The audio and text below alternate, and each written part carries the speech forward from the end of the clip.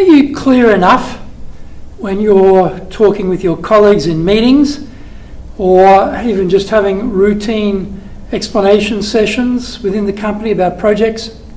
Hello, my name is Greg Story. I'm the president of Dale Carnegie Training here in Japan, coming to you from the High Performance Center here in Akasaka, in Minato-ku in Tokyo.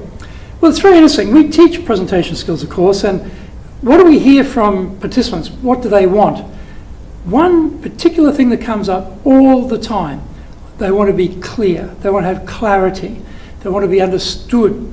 And this is very interesting. As a presentation, yes, we can see that's very important, but people forget they're giving presentations all the time. Every time you have a staff meeting, every time you have a section meeting, every time you have your weekly meeting, or whatever it might be, invariably you're giving an opinion or you're adding some information. That's a presentation. And many people suffer from not being particularly clear. Some people ramble on. Where is this conversation going? It's not very clear. What's the point? Other people, they're just vague. They're just vague. It's not really coming across what the real meaning is that they're trying to convey. And then others are very crisp, very clear, very concise. And this is where we can all improve. If you think about the amount of time collectively we all spend in meetings, it's vast. If we can reduce that time down because we have better clarity, we have better ability in our communication, that would be a good thing for everybody, don't you think so? I could certainly do with a few more hours in my day. So what do we do about that? One of the reasons that people are often not very clear is because they're thinking as they're speaking. So these two things are going on at the same time. The thought is not fully developed, but the mouth is already away. It's running away. Better to not do it that way. If it's an opportunity to convey something or to report on something, if you know you're going to report, then you should be prepared. You should be ready to go. But it's those sort of occasions where you're adding things or you're raising questions or you're doing something in the meeting or someone asks your opinion on something which you may not have prepared for, where you can become very, very clear if you do a couple of things. One is, don't jump straight in. Often we feel a bit of pressure, I have to answer straight away, and that's where the rambling starts. Just hold the thought for a bit, a little bit of a pause, collect your thoughts. No one's going to criticize you for that, trust me. And 4, 5, 6, 7 seconds, it seems like a long time to not be speaking immediately, but in actuality it's not that long. So you give yourself a little bit of thinking time before you speak. Or another technique is to paraphrase what they said.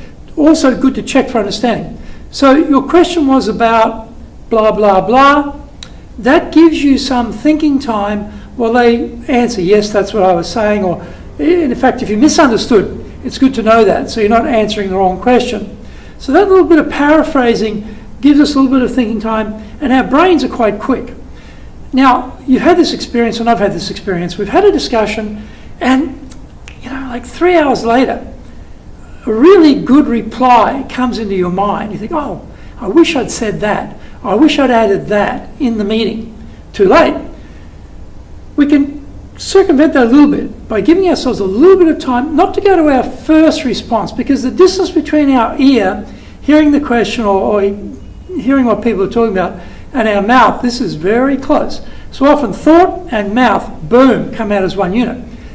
Think a little bit before we speak. So pause or paraphrase, give yourself a little bit of thinking time, or cushion. Now cushion is something between what they've said and what you're going to say. It's something in the middle that is just a very neutral statement, something that's not going to upset anybody or create a problem. You say, well, yes, it's important we look at these budget issues at this point in time in the year.